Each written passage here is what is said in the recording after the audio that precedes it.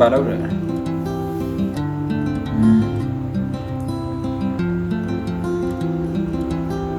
ဘာလုပ်တာဘာလဲပန်းပွင့်တော့တေးရွဲ့နော်ဟုတ်တယ်တေးရွဲ့ဟုတ်တယ်ပန်းပွင့်လောက်တာမိုက်တယ်ပညာပဲเนาะဒါပညာတစ်မျိုးပဲခြေကနေပန်းပွင့်ဖြစ်အောင်လုပ်နောက်တစ်မျိုး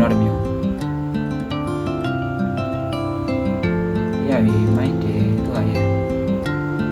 ဟောပူပေးလိုက်တယ်လုံး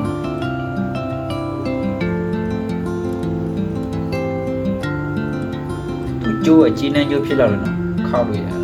ပြုတ်တယ်ဒါလေးကပူလာတယ်ဟာတယောက်ကြီးကဲမိုက်တယ်နော်ရှယ်ဖြစ်ဈေးဘက်တစ်ခုရောက်ပြီ